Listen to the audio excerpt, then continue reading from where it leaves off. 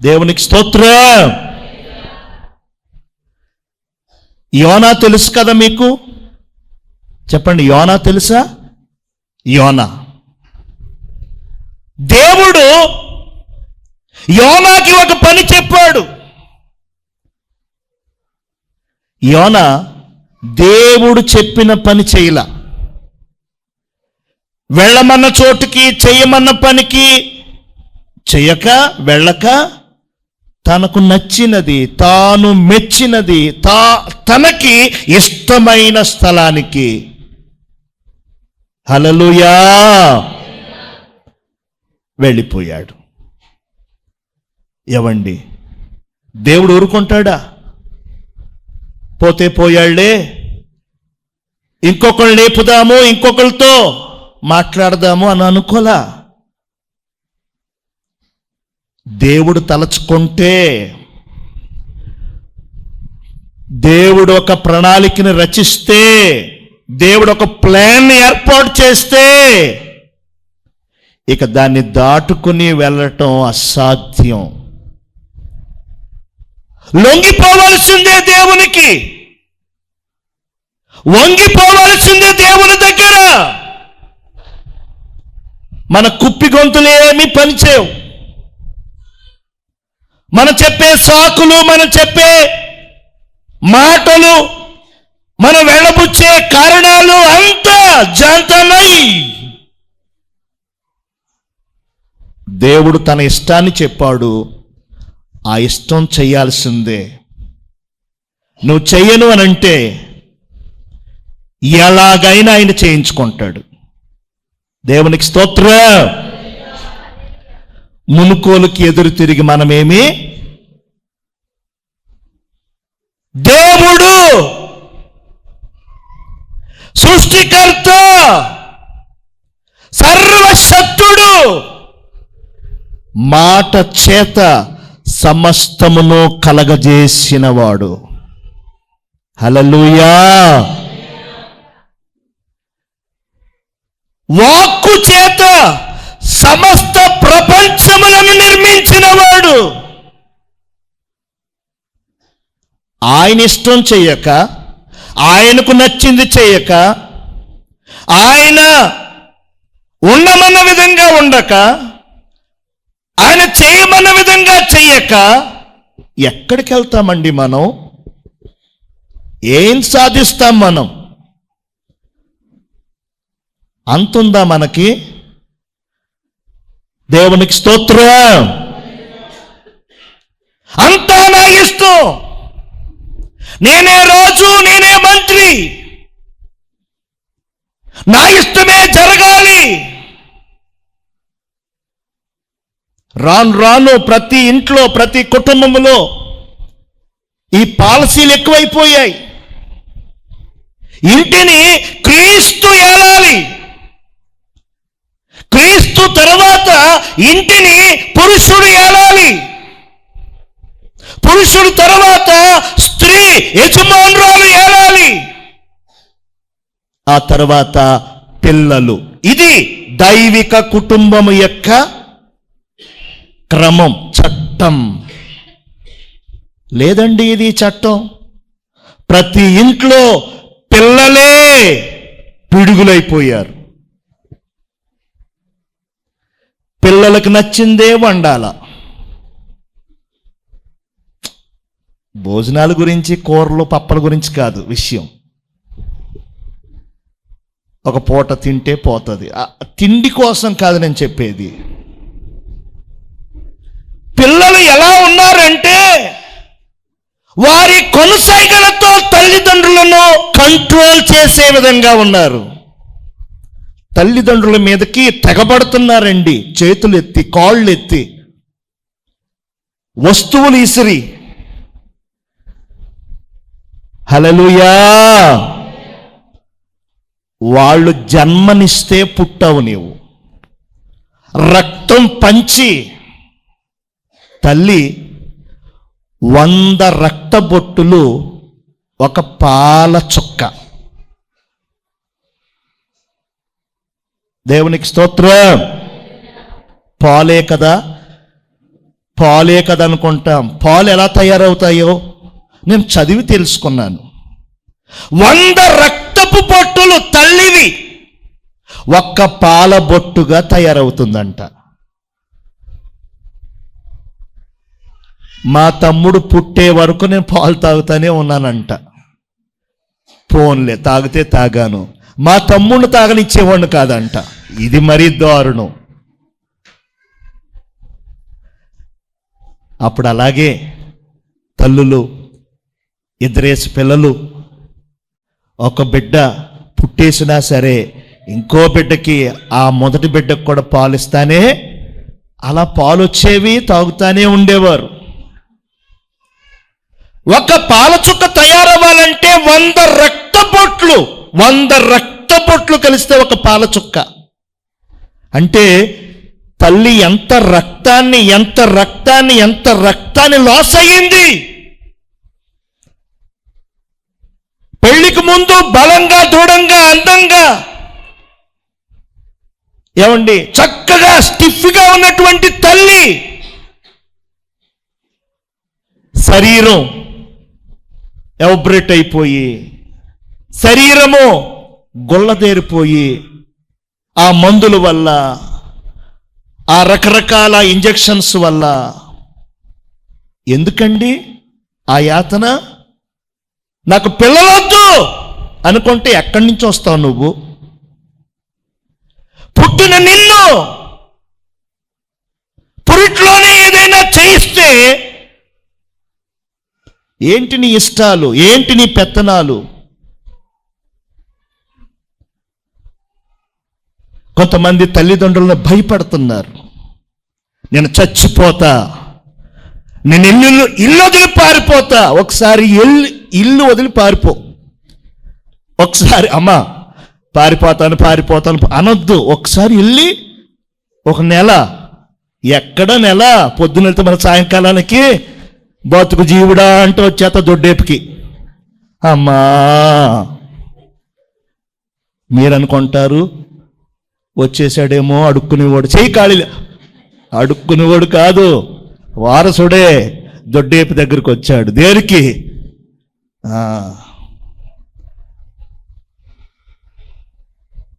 తల్లిదండ్రులు కూడా ఒక కారణం పిల్లలు అలా మారడానికి.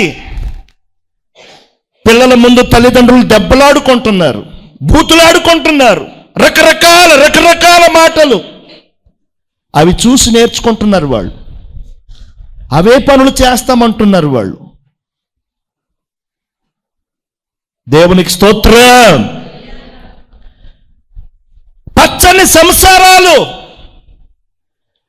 హ్యాపీగా హెల్దీగా ఉండాల్సిన కుటుంబాలు రోత, కంపు. ఎప్పుడేం జరుగుతుందో తెలియదు, ఎప్పుడు వస్తాడో తెలియదు పిల్లోడు, ఎప్పుడు వస్తుందో తెలియదు పిల్ల, ఏం చేస్తారో తెలియదు. భయం భయం భయం. ఇంటిని ఏలాల్సింది పురుషుడు కదా, ఇంటిని ఏలాల్సింది స్త్రీ కదా, ఇంటిని ఏలాల్సింది క్రీస్తు కదా. అబ్బే, ఇంటిని ఏలుతుంది పిల్లలు. ఏమైనా సంపాదిస్తారు? అబ్బే, తినడం, తిరగడం, పడుకోవడం, ఈ మాత్రం చాలా వట్రంగా చేస్తారు. ఒక రోజు పనికి వెళ్తే 2 రోజులు సెలవు, 2 రోజులు పనికి వెళ్తే 4 రోజులు సెలవు. ఇంటిని మాత్రం కనుసైగల్లో భయపెట్టేయాలని చూస్తారు. దేవునికి స్తోత్రం. ఈరోజు నేను తెలియచేస్తా ఉన్నాను, దేవుని నామాన్ని బట్టి నేను ప్రకటిస్తా ఉన్నాను, ఆశీర్వాదము కావాలి, దేవుని దీవెన నీవు పొందాలి అనంటే అంతా నా ఇష్టం అనే దానికి స్వస్తి చెప్పాలి. నేను చెప్పినట్లే జరగాలి, నేను చెప్పినట్లే చెయ్యాలి అన్నదానికి నేను, నాది, నేనే అనేదానికి సెలవు చీటి వద్దు. ఆ మాట నిన్ను పుట్టించినవాడు, నిన్ను ఈ భూమి మీద బ్రతికిస్తున్నటువంటి దేవుడు,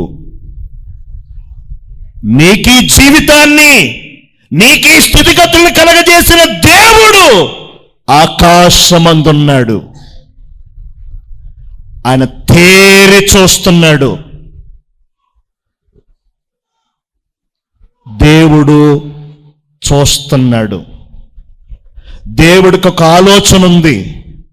దేవునికి ఒక ప్రణాళిక ఉంది. దేవునికి ఒక చిత్తము ఉన్నది. దేవునికంటూ ఒక ఇష్టం ఉంది. ఆ దేవుని ఇష్టాన్ని తెలుసుకుని ఆ ఇష్టాన్ని చేస్తే, ఆ చిత్తాన్ని మనం గైకొంటే, ఆ మార్గములో మనం పయనిస్తే మనకు దీవెన, మనకి ఆశీర్వాదం. హల్లెలూయా. నీ దేశాన్ని వదులు, నీ బంధువుల యొద్ద నుంచి రా, నీ తల్లిదండ్రుల నుంచి. నిజంగా దేశం వదిలే, తల్లిదండ్రులను వదిలే, బంధువులను వదిలేయమని కాదండి. నీ ఇష్టాన్ని, నీ ఆశలని, నీ కోరికలని, నీ ప్రణాళికని ఆపి, విడచి, వదలి, నాకు నచ్చినది, నేను మెచ్చినది, నాకిష్టమైనది, నేను కోరుకున్నది నీవు చెయ్యాలి. అబ్రామ్ చేశాడా, చేయలేదా? చెప్పండి చెప్పండి. అబ్రామ్ చేశాడా? హల్లెలూయా, హల్లెలూయా. ఆశీర్వాదం పొందటానికి మొదటి మెట్టు చెప్పాను. నీవు లేవాలి, నీవు స్థిరంగా ఉండాలి, నీవు బలపరచబడాలి అని. రెండవదిగా చెప్పాను, నీ ఇష్టాన్ని చంపుకోవాలి, నీ ఆలోచనని తీసివేయాలి, దేవుని ఇష్టాన్ని, దేవుని ఆలోచనని, దేవుని చిత్తాన్ని నువ్వు జరిగించాలి. మూడవదిగా చూద్దాం, చివరిగా తీయండి.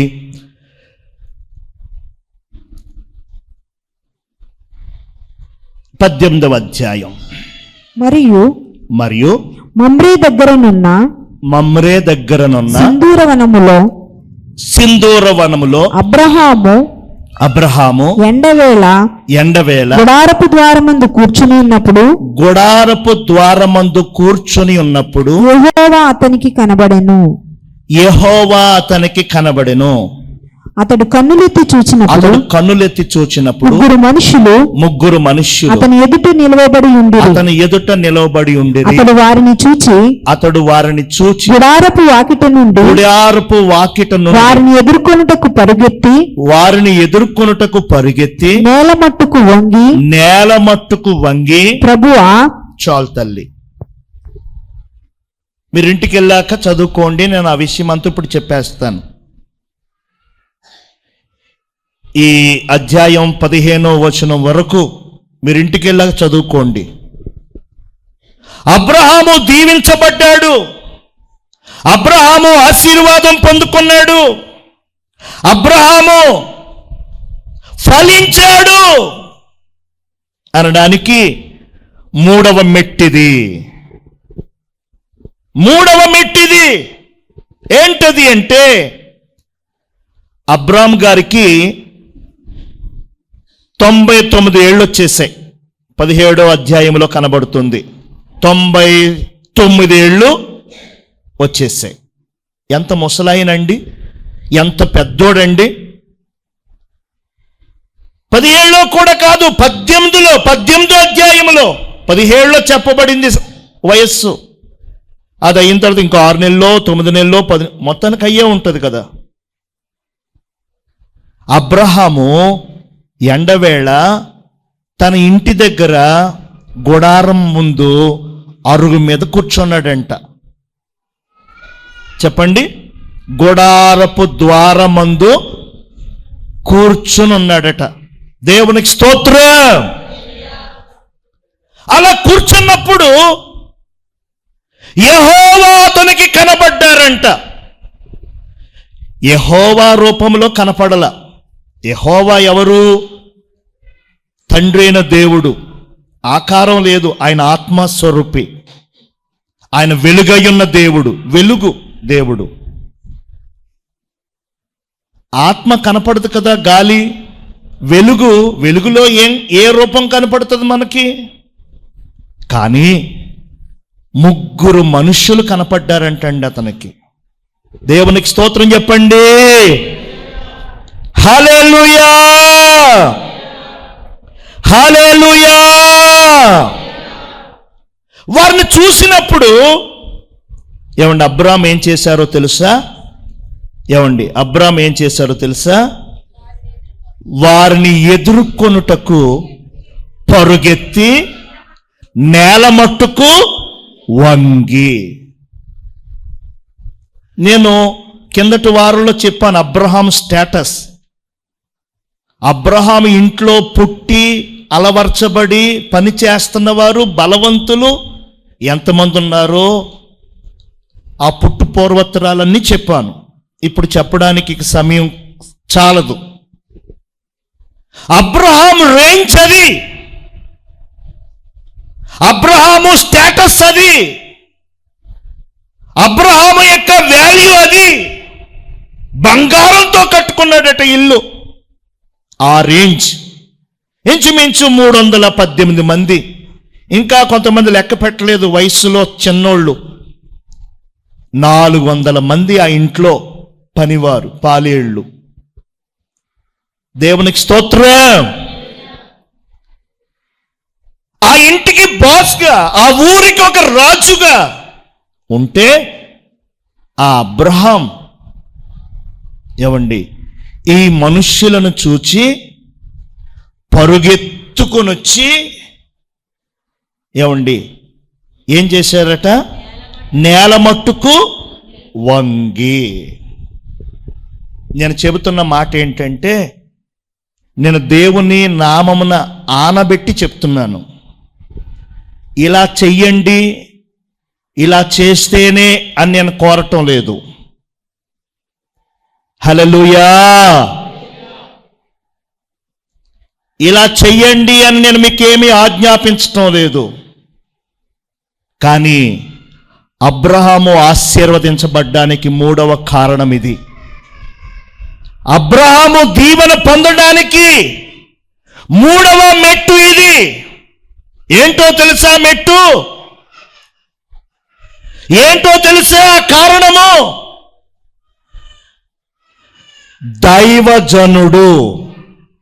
చెప్పండి చెప్పండి, ఎవరు? దైవజనుడు, దేవుని దాసులు, దేవుని పరిచారకులు, దేవునికి నాకు మధ్యగా ఉన్నటువంటి ఈ వ్యక్తులు. హల్లెలూయా.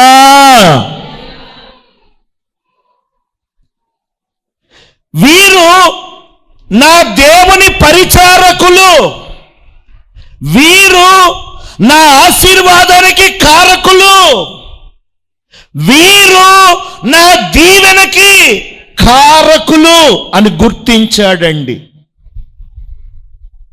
ఈ విషయాన్ని కొంతమంది గుర్తించటం లేదు.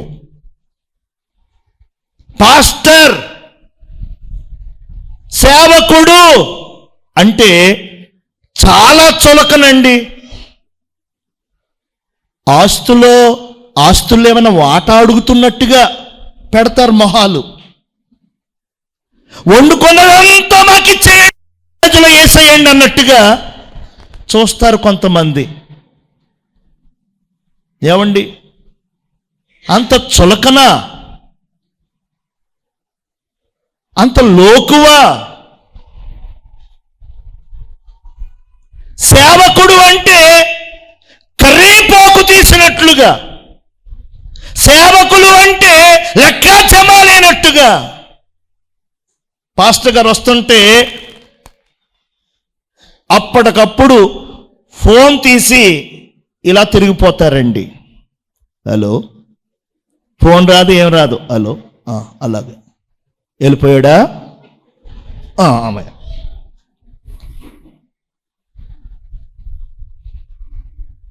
దారంటే వచ్చారని ఆపేసి పరసో చైను ఉంగరాలు తీసేసుకునేవాళ్ళలాగా నేను అలా తీసేసుకున్నా బాగుండు.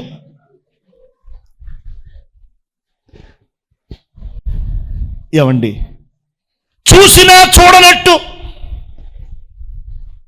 గమనించినా గమనించినట్టు, వచ్చినా రానట్టు, రాన్నా వచ్చినట్టు సేవకులు. నేను ఒక్క మాట చెప్తున్నానండి, సేవకులు అంటే నన్ను దృష్టిలో అయ్యగారిని దృష్టిలో పెట్టుకోండి. ఆయన కన్నీరే కదండి మీరు సన్నిధిలోనికి కొట్టుకొచ్చారు. ఆయన చేసిన ప్రార్థనే కదండి మీరు స్వస్థత, విడుదల, ఆశీర్వాదం పొందుకున్నారు. ఆయన ఇచ్చిన వాగ్దానాలే కదా వాహనాలు కొనుక్కున్నారు, గృహాలు కట్టుకున్నారు, పెళ్లిళ్ళు చేసుకున్నారు, పిల్లల్ని కనుక్కున్నారు. ఆయన ఎవరు? దేవునికి మీకు మధ్యవర్తి. ఇంకా ఇలా అంటున్నారని మీరు ఇంకోలా అనుకోకండి. ఈరోజు 4 వేళ్ళు లోపలికి వెళుతున్నాయి అని అంటే దైవజనుడు కారణం. గుర్తించిన వారు దీవించబడతారు, గుర్తించని వారు అలాగే ఉంటారు. బాగా లోకువైపోయారు సేవకులంటే, బాగా చులకనైపోయారు సేవకులంటే. చాలా చులకన, చాలా వేళకోళం. 10 రూపాయలు పాలేసి అబ్బాయినైనా పలకరిస్తున్నారు కానీ సేవకుని పలకరించట్లా. ప్రతిరోజు మీ కొరకు ప్రార్థన చేసే దైవజనుణ్ణి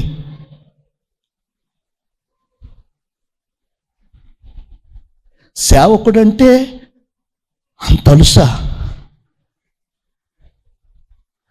సేవకుడంటే అంత లెక్కలేదు. వస్తారు, వెళతారు. ఎందుకు వచ్చారు? ఎందుకు వచ్చారు? ఓ పలకరింపు లేదు, ఒక వందనం లేదు. అంటే సేవకుడు లెక్క లేకుండా, దైవజనుడు లెక్క లేకుండా దేవుని దీవెన వచ్చేస్తుందా?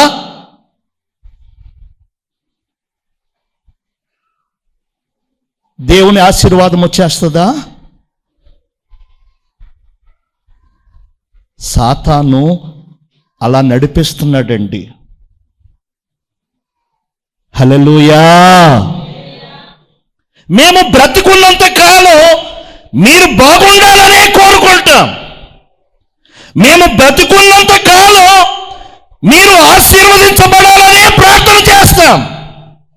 మేము బ్రతికున్నంత కాలం మీకు మంచి జరగాలనే కోరుకుంటాం. మా కోసం ఎవరు పట్టించుకోరు కానీ నీకు గోతులు తవ్వుతారు చూడు, వాళ్ళని మాత్రం బాగా పలకరిస్తావు, వాళ్ళకి మాత్రం షేక్ హ్యాండ్లు బాగానే ఇస్తావు, వాళ్ళని మాత్రం బాగానే పలకరిస్తావు, వాళ్ళతో నవ్వుతావు, మాట్లాడతావు, తుళ్ళుతావు, అచ్చేస్తావు, ఇచ్చేస్తావు.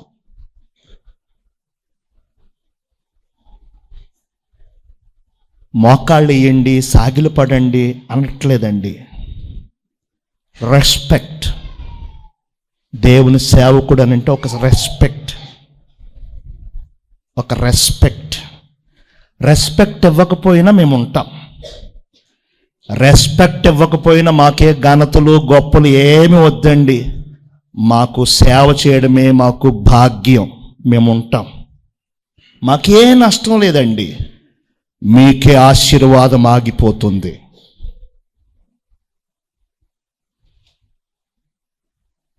బంగారంతో కట్టుకున్నాడు ఇల్లు, భోంచేసి 2 గంటలకి పడక కుర్చీలో కాళ్ళు చాపుకుని పడుకున్నాడు అబ్రాం. 3 వ్యక్తులు అక్కడెక్కడో కనపడుతున్నారు. ఒరే పెద్దోడా, మార్తమ్మా, మరియమ్మా రండి అంటే రారా వాళ్ళు వస్తారు. అదిగో పాస్టర్ గారు వాళ్ళు వచ్చారు చూడు, వెళ్ళండి ఇప్పుడే నేను కడుపు నిండా తిన్నాను, కడుపు బరువుగా ఉంది, నడిమాల్చాను, వెళ్ళండి తీసుకురండి అంటే తీసుకురారా వాళ్ళు? 400 మంది పనులు ఉన్నారా ఇంట్లో. పడక్కుచేలో నుంచి లేచి పరుగెత్తి నేల మట్టుకు వంగి వాళ్ళు వచ్చేది ఇంటికి. వచ్చేవారు వస్తారు కదా ఇంటికి. ఎదురెళ్ళి సాగిలపడి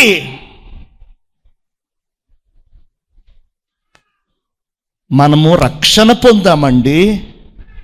మనం ప్రత్యేకించబడిన జనాంగం అండి. పరలోక రాజ్య పౌరులం మనం. ఎలా ఉండాలి మనం? ఇంకా ఆ రాజకీయాలు, ఇంకా ఎవరో ఏదో అన్నారు, ఎవరో ఏదో చెప్పారు, ఎవరో ఏదో చేశారు, అలాగా ఇలాగా.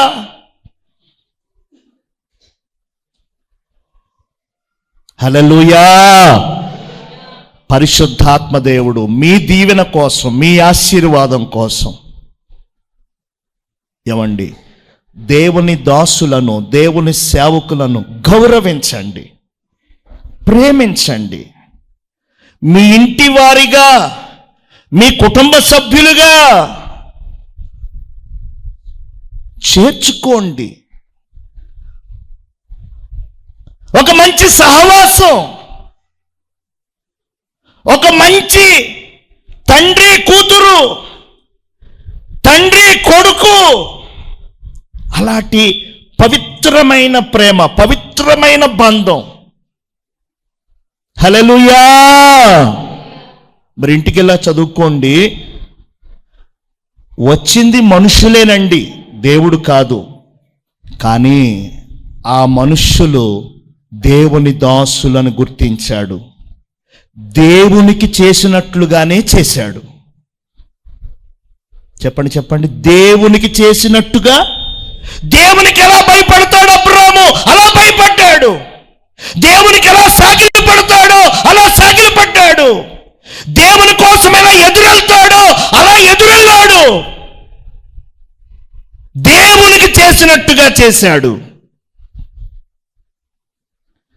దేవునికి చేసినట్టుగా చేశాడు. దేవునికి చేసినట్టుగా చేశాడు. హల్లెలూయా.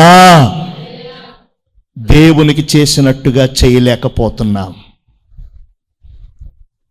ఏవండి, అయ్యో మా కొరకు కన్నీరు, మా కొరకు ప్రార్థన, మా క్షేమము, మా బాగు, మా మంచి కోసం, మా అభివృద్ధి కోసం, మా ఆశీర్వాదం కోసం ఉన్న దైవజనుడు, దైవజనురాలు అని గుర్తించక, ప్రేమించక, ఏవండి, దేవుని నామాన్ని బట్టి నేను తెలియచేస్తున్నాను, దేవునికి చేసినట్టుగా చేశాడండి. తన భార్యకి చెప్పాడు, అతిథులు వచ్చారు. 3 మానికల మెత్తని పిండి, గరుకు పిండి కాదు, పురుగులట్టేసిన పిండి కాదు, మెత్తని పిండి, 3 మానికలు.